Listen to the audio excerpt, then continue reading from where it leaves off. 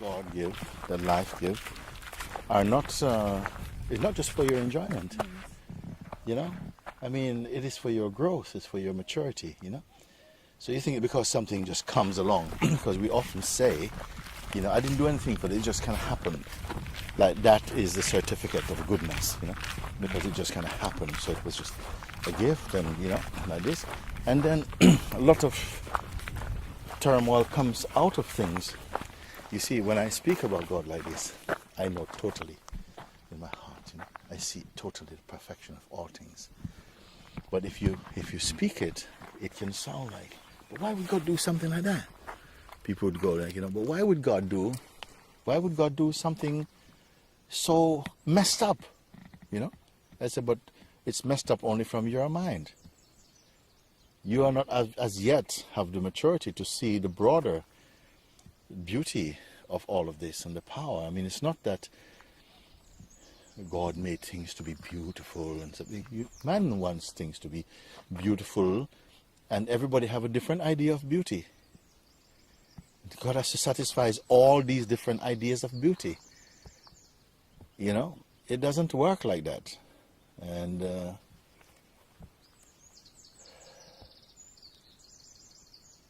this is why ultimately the teachings can only go so far. The rest must be that you have to drown in Him. And then you won't know His nature, you will be His nature. Then you will know. You see, if you know first, then you stand apart like you as a knower and the knowledge and the thing known. But when you merge in Him, and then you have the capacity begins to emerge in you as a child of God, or as the harmony of God playing. And it's very different, it's a very different mind from the mind that is conjured up through the phenomenal mind, the ego mind. It's very different. It's not the whole mind. It's always partial. And it's not impartial, it is partial. It is always seen from a certain way.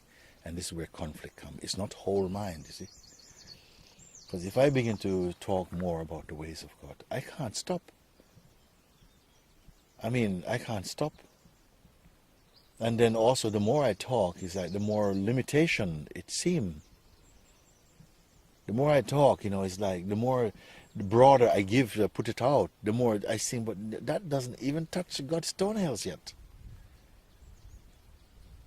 And the people who listen, they want to listen, and, oh yeah, okay, we got that now, and so it's like this, or something. They're listening in a very kind of like, in a different way. But when I talk about God, it's just for joy, it's not for education.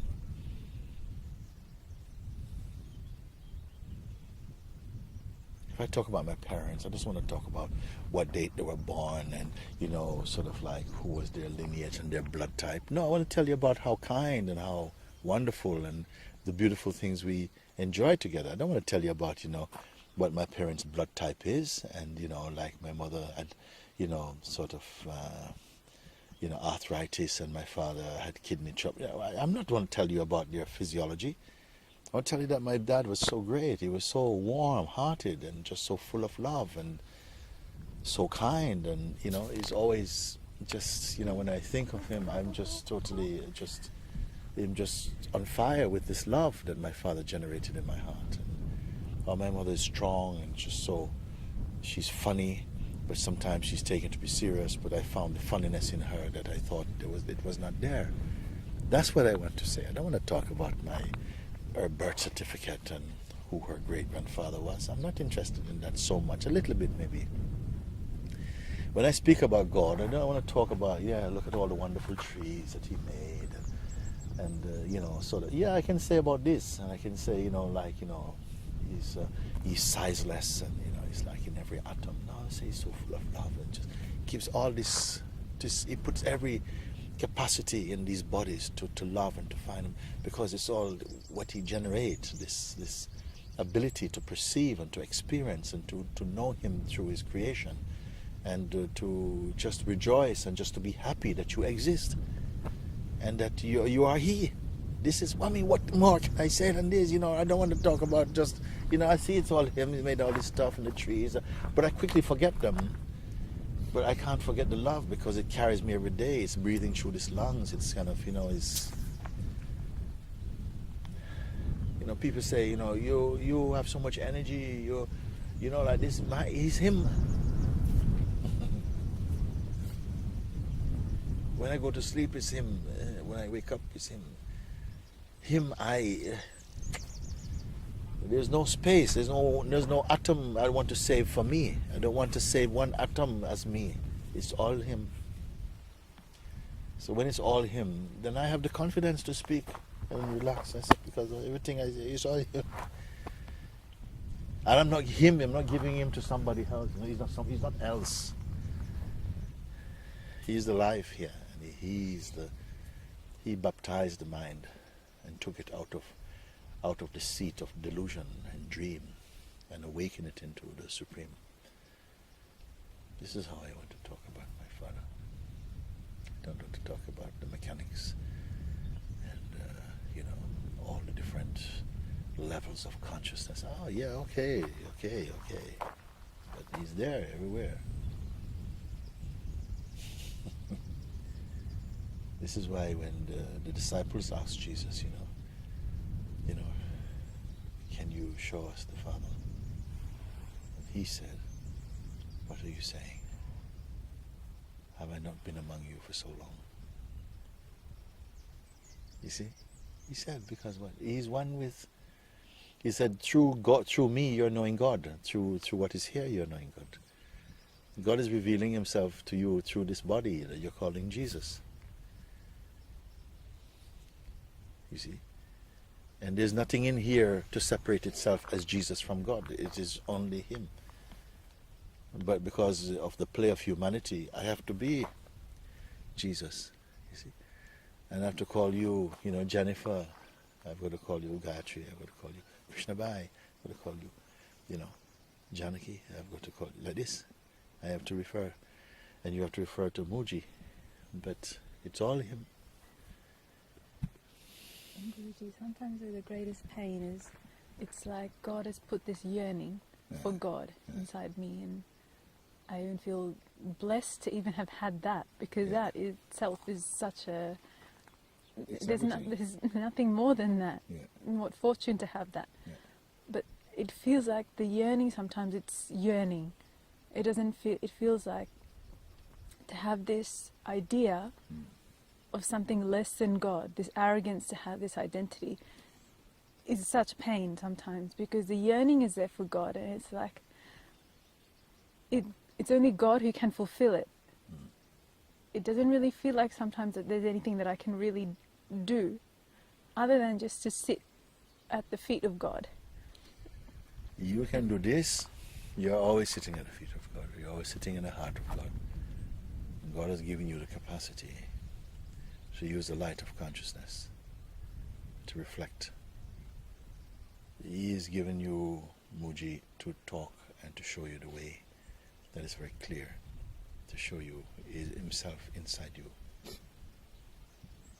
You see? And you must listen and follow this, because it's not difficult. In the past, it has appeared in many difficult ways, because perhaps sometimes the instrument was not available, you might say, like that. There was too many complex minds, and as much as God can use it, he will use it, like this, in a way. Even that's a limitation to say. But he creates certain laws and certain principles to work a certain way. It doesn't have to interfere with them unless he wants to, because they work okay, fine. But then sometimes an instrument which he makes other instruments, is just right and right time for him to express, to show in the simplest way. Like a mirror, we say a mirror because a mirror, when you look at it, it gives you a perfect reflection of your face. But it is not you see. It's even laterally inverted, So your left here, if you was there, is really your right here in the mirror or something like that. You never really see it. You never see yourself in the way that the others see you. And the mirror shows a different thing. But it doesn't give you any interpretation or any opinion. And it never gives you any delay. And the consciousness is as crystal clear as this thing. And And that is how it wants to reveal itself. But as much as your mind can see it, it becomes easier and easier, and the mirror becomes clearer and clearer. And in the end, you have nothing to, there's no need for any opinion because it is right here. But it's not like a mirror, because a mirror gives you a phenomenal reflection, you see. But this you must see even without a mirror now, at a certain point. Your seeing, your very understanding is taking place in front of you. The source from where the understanding is coming from. This you have to see it. Because in God, God is not like a library of knowledge. Not a library of, of gifts.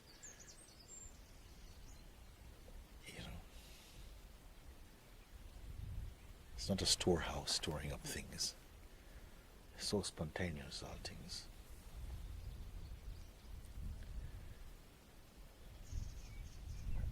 These trees don't know how old they are. They're just alive.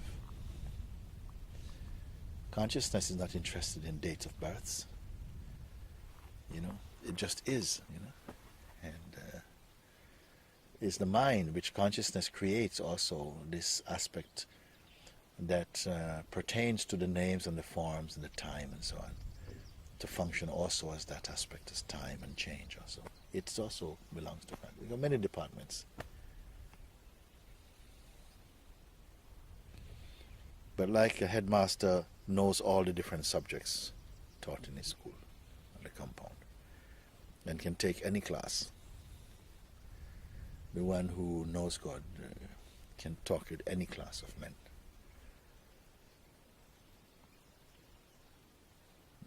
Because it goes to the essence, not to the kind of complexities, just to the essence, show them the essence. Because always we're looking for the essence. If you're not searching for the essence, you're creating some complexity. You see. If I speak about my parents, if I want to tell you about my father and my mother, and I tell you only their genealogy and their physical state and the date of birth, what star sign they are and stuff like that, I'm not introducing you to them. There's something outside, they're just information.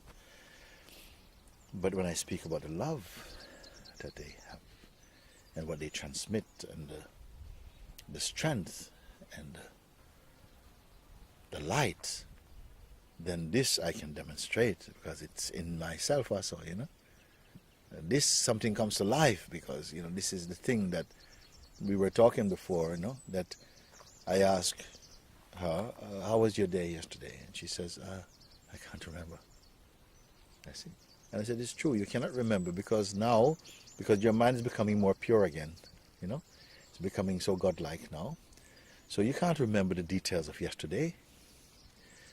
What you cannot forget is the love. It's the love that carries through. Not the details about, 2 o'clock we did this and so did this. You cannot remember those experiences unless you have a strong mind and identity.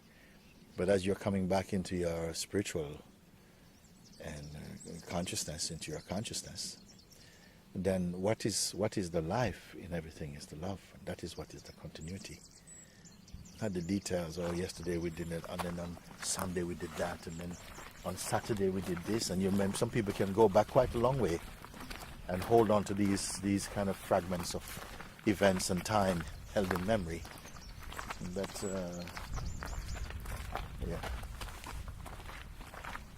and also there are some people also, they are so holding on to the idea they have of themselves that even if they were sitting with God, you see, it would just become a kind of memory. They can't let go of themselves. They just hold on to it. They just hold on to the self-notion. So you don't grow. It's like you don't grow because you're always listening as your person.